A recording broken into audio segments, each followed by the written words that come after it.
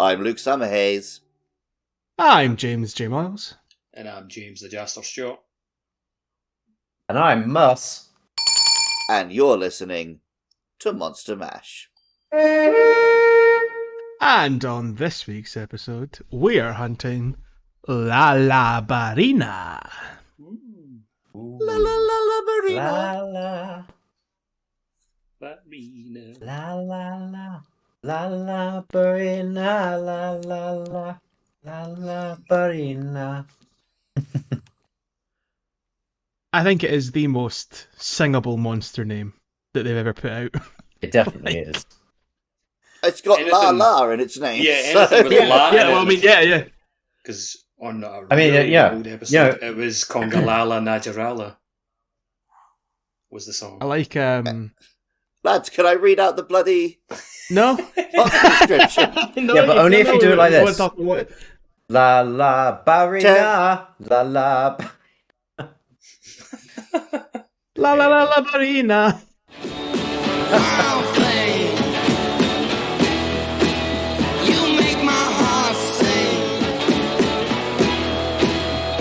Did the Monster Mash.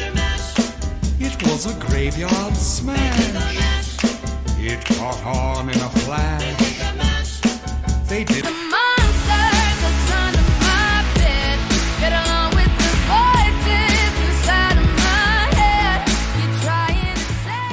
Temnocerans native to the Scarlet Forest, with distinctive pirouette-like movements.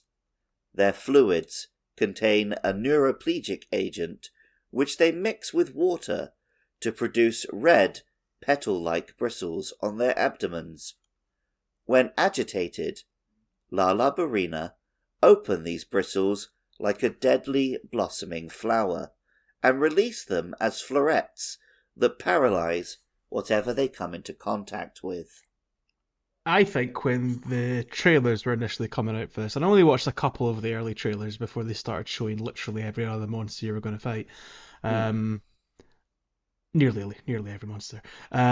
This was one that I remember seeing in the trailer and going, "Oh, what's that? Oh, tell me more!" Just visually, such a striking design. I think, especially coupled with its own special area in the Scarlet Forest. Temnoceran, is that how you say that word? Temnoceran, is it? Temnoceran? Timnoceran? Temnoceran, I said, yeah. I think Temnoceran, they actually do say it in the game, but I've forgotten. It's a weird one. It's like Yeah, when they introduce pissing wyvern all over again. Lala, they do actually say it.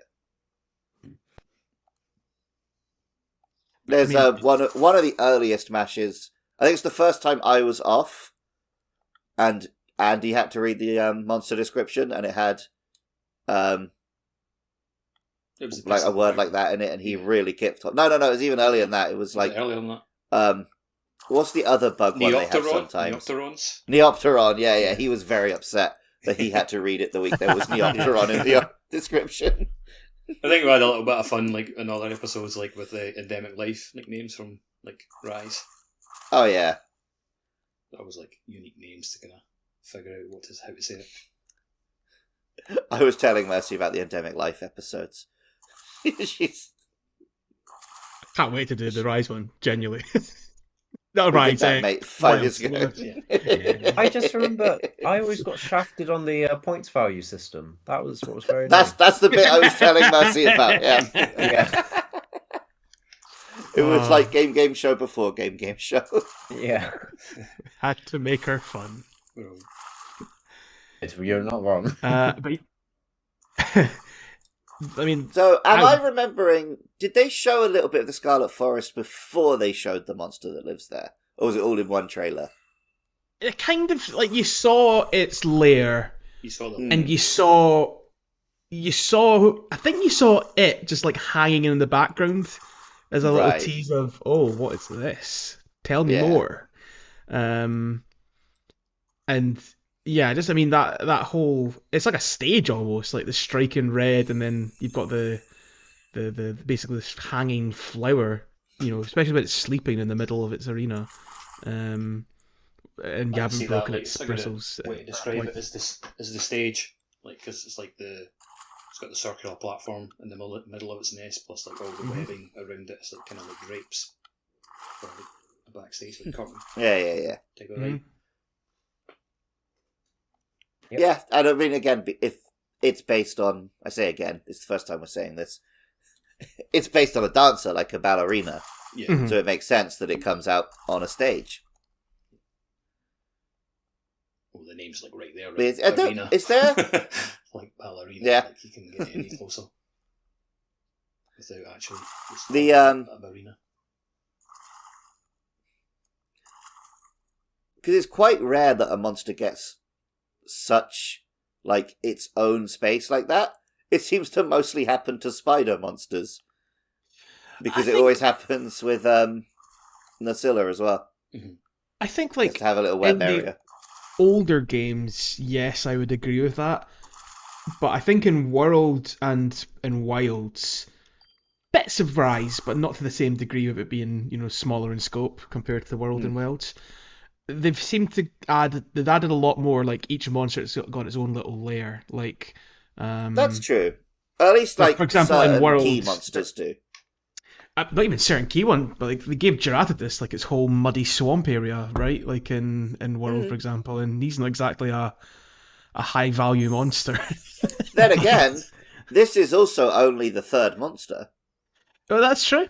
Yeah, but I think, and look, if you're a Geratodus fan, good on you. But I think Lala Barina is infinitely more impressive than Geratodus. Yes. What a wild hot take But that then again, is, Jay. Geratodus was also, like, technically impressive in a certain way, right? Like, it was showing off the mud. Sure. So I can understand from, like, a, graphics video game people approach wanting to put it first. But yeah, like, in every other respect, Lala Barina is beautiful and cool and unique. I think they've just been... I say they've been nailing spider monsters for a while now. We've only got 3, right? 3, Narcilla Ratnakadaki from Rise, which was a cracking spider monster. And This one, Lala Barina. And they all feel, I would say, pretty distinct from one another as well, which is Yes. good to see. It's a trap that I think you could quite easily, and they have fallen into in the past with like their dragons, the wyverns. There's overlap, a lot of overlap sometimes with the wyverns. Whereas, Oh yeah, common complaint about Monster Hunter from people who don't play it is still just like, oh, it's just dinosaurs. which is wrong. Like I think, especially Wilds will easily disprove that with the amount of variety we have in the monster lineup. Oh, and also the lack of dinosaurs it has. True, that too. Yeah, that too. I think. No, there's I was going to say that are they all returning monsters, but no, they're not. Forget what I was just about to say. But yeah, I mean, like early on, like we've had, Big Frog to kick off with, Big Spider. I'm going to be chatting about some mammals coming up as well. And the one dinosaur we did have was like a feathery chicken guy. It wasn't just a... Yeah, like not a true dino. Well, I suppose it is a true dino if you look at the science. It's a more true dino than most of them. Correct, but not a true dino and how many would see it. Yeah. I suppose the only overlap that they really have is I think all the spider monsters have that little sort of like a little teasing jab they do, where they just kind of like they do a little bit of damage, a little jab, with their forelegs, but beyond that they're all very distinct. Or like a mandible style attack. That's almost like this, the kind of sort of. Quite do that. It's weird. It does it's have weird this that their stinger. forelegs are so prominent because real spiders have 8 legs. Yep. I was going to say, like, what I do like about like Lala Barina and like the design, like in general, like it almost feels like a polar opposite to Narcilla, because it's got like the blossoming flower aspect, whereas Narcilla has like the dead carcass of a Gypceros on its back. Yeah. Narcilla is the monster that will make you more afraid of spiders. Lala Barina if you don't like spiders, you still probably won't like it. But it's all right. Well, my first Lala Barina hunt was also the first time Mercy watched me play, and she is legit like arachnophobic, whereas I've pretty much gotten over my arachnophobia. And so she was like, she likes Lala Barina. She thinks it's like very beautiful and cool until it gets close and she can see that it's a spider. I suppose that's kind of like in line with the design of the monster, right? Yeah. It doesn't, because it's got such an exaggerated, dancing movement. It doesn't move like a spider. I feel like a lot of the fear. I'm not an arachnophobe, but I feel like a lot of the fear from arachnophobia comes from the way that spiders move, and Lala Barina is very distinct in its movements, even from like any monster. Really, it's. I think they've really done a fantastic job on the movement on this monster. Like people probably have different thoughts about when the real Monster Hunter begins. For some people it's when you hit high rank. For some people it's when like G rank comes out. For me, it's normally when there's that first really cool early game monster, and Lala Barina was kind of it for me. And I was like, oh, now this is great. And so much of that came down to the effort that they put into its layer, like we talked about already, but just the movement, the way it bobs and weaves, that twirls around you. It's I can't think of anything I fought that's like it. So it's just a very good early game monster, I think. I definitely can't think of anything in Monster Hunter that's like it. Probably there's been a couple of From bosses where sort of a dance-like movement is a thing, but always with like a humanoid, never tied to a critter like this. So it is a very unique fight. Yeah, when I say when it looks like a spider, I mean like when it gets up in its face and it's doing like the weird twitchy little snickety movements. Yeah. Yes. And when it's walking just not really in combat, it has got the big long spindly legs, so I could see that setting off spider feelings. Yeah, see, for me it's almost more like a praying mantis, if that makes sense. When it's definitely moving and twitching around you. But yeah, absolutely. Outside of that, it moves like a normal spider. That's just like I would like to see never bothered me real with spiders. Monster. But like spiders in games in general, like I'm not a fan of spiders like in real life, but that's when I see them like scuttling along the floor like unexpectedly. But like if I see a giant one in a game, like it doesn't like set me off or anything because I know it's like a big giant spider. Like I know it's not real. Hey, look. For me, like most monster spiders are too big to bother me. Like because it's just at that point I'm not looking at a spider, I'm looking at a monster. Well, look, if that leads me on to my question I was about to ask you. Could you beat a Lala Barina in a fight? No, I don't know. What have I got? What have you got? What's hanging about your house right now? I've got a keyblade, so yeah. There we go. Well, I mean, look, you've got the power of heart behind you, so I think you've got this back. Oh, yesterday we were in a shop and we found... So you know the arm thing you wear in Yu-Gi-Oh! To do duels? Yes. One of those, but a ring. Right. And Mercy was like, pretend you're proposing to me with this. So I was giving it I searched the heart of the cards, and my grandfather's deck has no poor cards, so I want to add you to my deck and chill. Exodia. Will you make me the happiest man? I know this may be a pot of greed, but I want you. That was fun. I'm a boy. So I think what I was trying to remember earlier, when I said that we saw the environment before we saw the monster, was we saw the armor set way before we saw Lala Barina. Yeah. And people were like, oh, look at this armor set, that's definitely going to be a cool, interesting monster because it looks so unique. Straight away people were like, that's a new spider. Even yeah, you could see the web design on the charge blade, quite easily.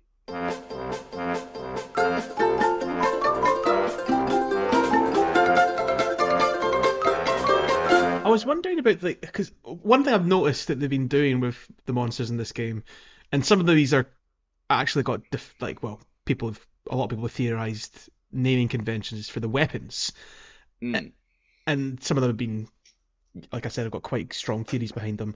I couldn't find anything about the Lala weapons, but like they do have like interesting names. Like I'll just copy and paste them into the chat. But like there's ones like the Lala Selenocosm, and like Selene's like for moon, right? Oh shit, that's just copied the whole thing. Oh well. Like and like Ornithoctoton, and like Ornith is for bird. Like I don't know what they're trying to do with the name of those there. The Sword and Shield like is Lala Acanthopelm.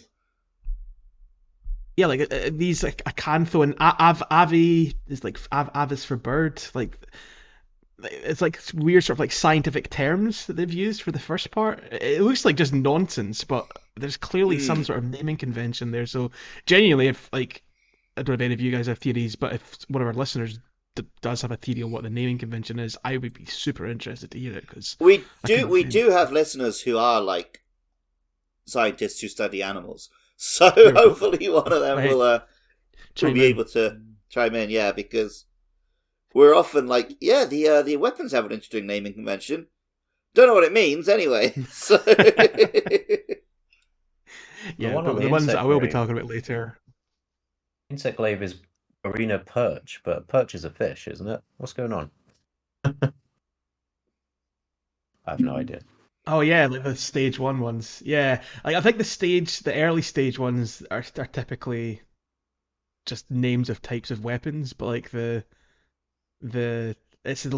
final stage ones often have like really interesting, strange names. I mean, like scientifically, the insect glaive shouldn't be allowed to have it because it's an arachnid, not an insect. But you know, true. The weapons though. I mean, I have used the Lala Joe blades the entire game. They are busted for paralysis.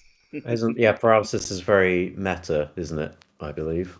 Yeah, they're quite. It's like every monster is in this game seems to have an issue with it. A weakness to it. Kind of happy that paralysis is like in a state that it's in, because that's something I've always liked in the Monster Hunter games, is like status weapons. So it's good to see that it's like they're really strong.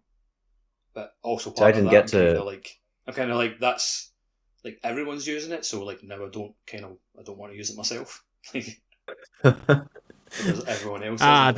Come join me in Poison Land. The hipster hunter. Of course. I'll still use it on there. I didn't get the benefits of all of this. Using it, like. Oh, sorry. I think we're cutting in and out a bit. No, sorry. Or I am anyway.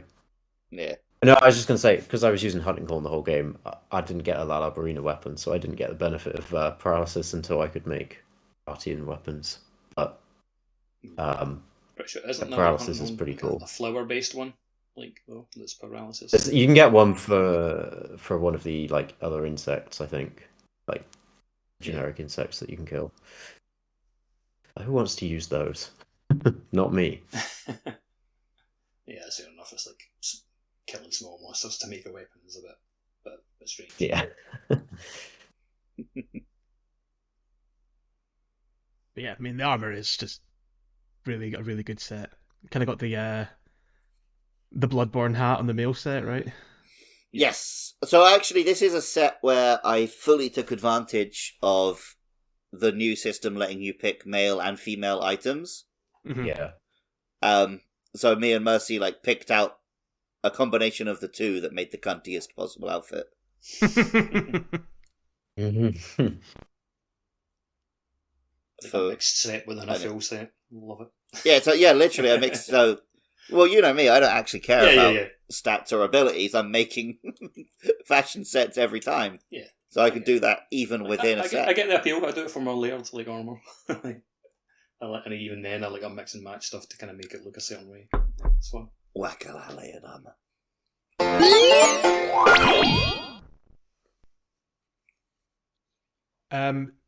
You were speaking earlier about the naming conventions of the monster weapons and studying animals, but is there actually a real spider like this out there, or is this total fiction? So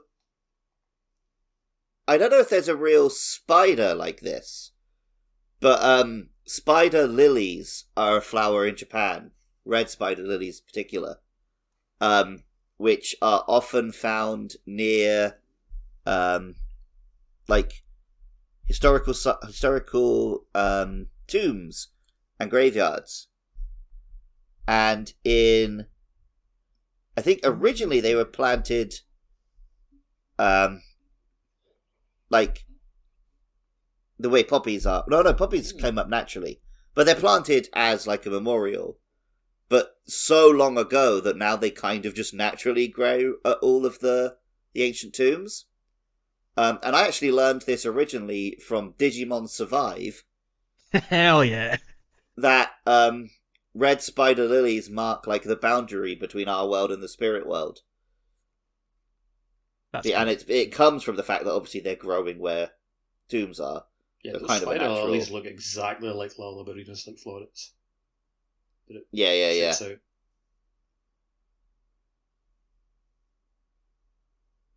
So I suspect that's a big part of the inspiration here. I don't think there's a spider that fully unfurls into a flower like that, which would be insane to see in real life. It looks quite. There are definitely spiders that can paralyze you, of course. Yes, like that famous episode of Lost. Oh no! I know exactly the episode you're on about, and oh dear.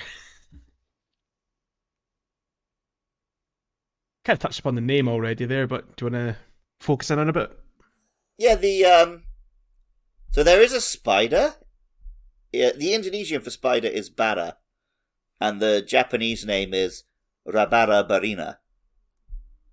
And then there's also the Japanese for rose is bara. Oh no, the spider is laba laba, and bara is Japanese for rose. Ah, okay. And then Spanish la bailarina just becomes Lala Barina. Yeah.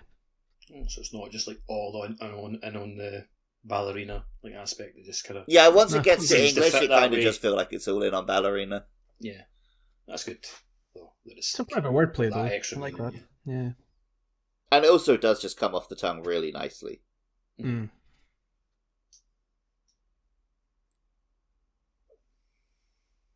Yeah, good fight. I always feel quite sad when I break its petals because it does look a bit pathetic once it's all beaten up and smashed to bits. But hey ho, that's monster hunting, baby.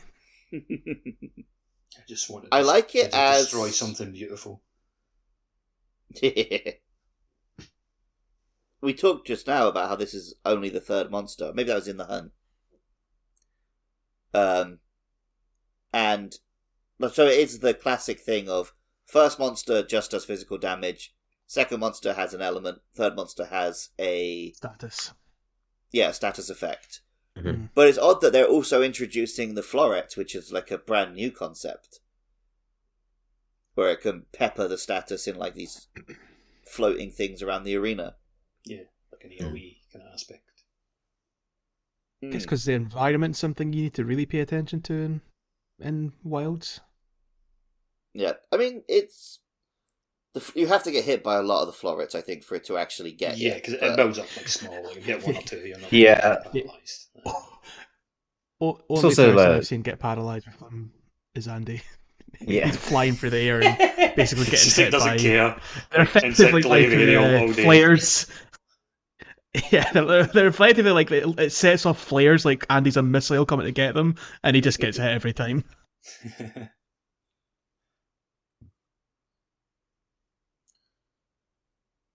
Bless him, he's not here to defend himself. But that's okay, because he is a twat.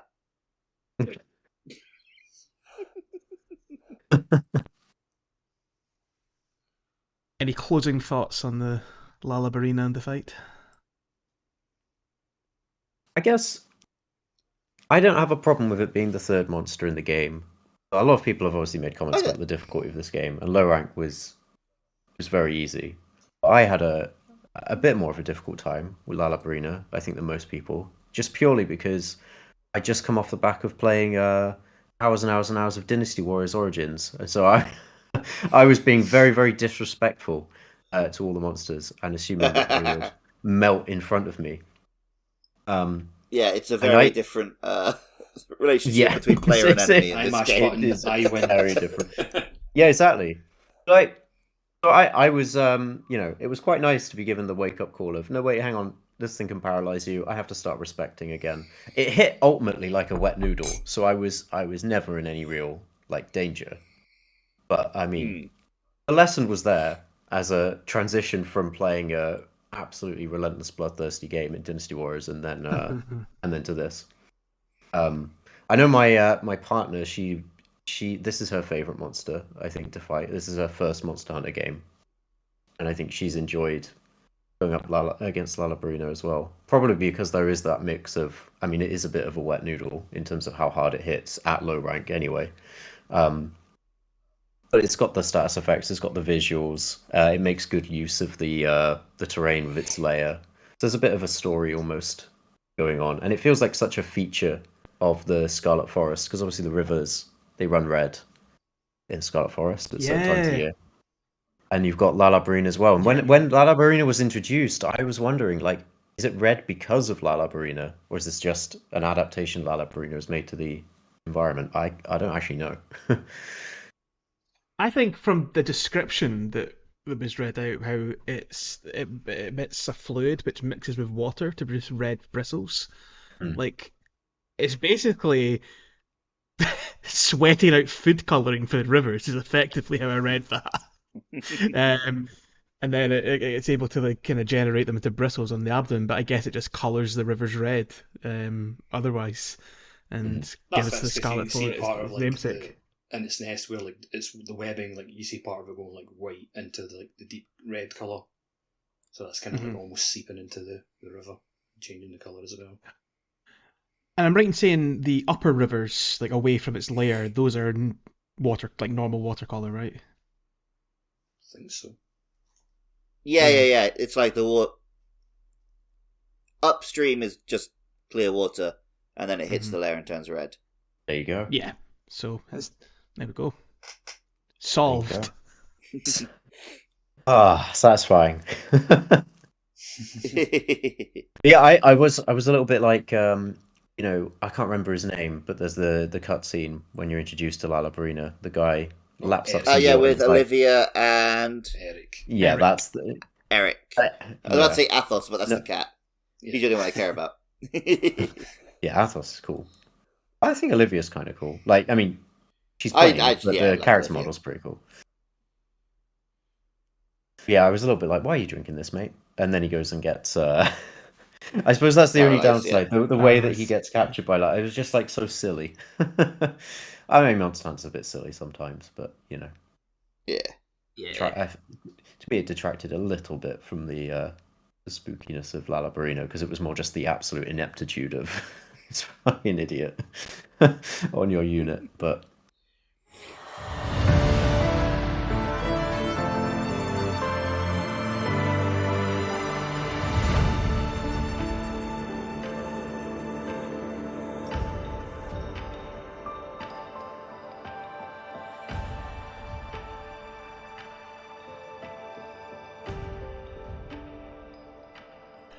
So speaking of silly though, well, next week we've got, I think, the silliest monster of all as we fight a big old smelly monkey. It's Conga Lala. So join us for that one. Until then, where can we be found? Well, you can find us by going to podcastiopodcastius.org, where you'll find links to our other podcasts that we make. You can find us on Blue Sky at Podcast, and if you want to support us, you can go to patreon.com/podcastiopodcastius. And please do find Monster Mash on Apple Podcasts, Spotify, wherever you're listening. Give us 5 stars, give us a rating and a review. If you have friends who are playing Monster Hunter and want more Monster Hunter content, hit them up with the link. And please do make sure that you head on over to Amazon.co.uk and just put a little pre-order in for a Switch 2 so that if I don't manage to get one through the Japanese site, I can message you and you can send me one. I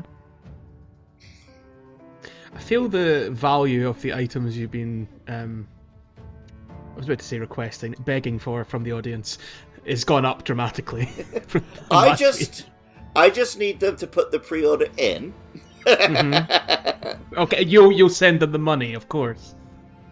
The money is currently in a holding account. They'll get it when they get it.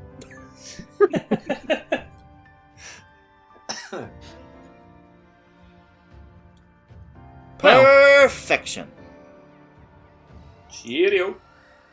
Hey. Till next time.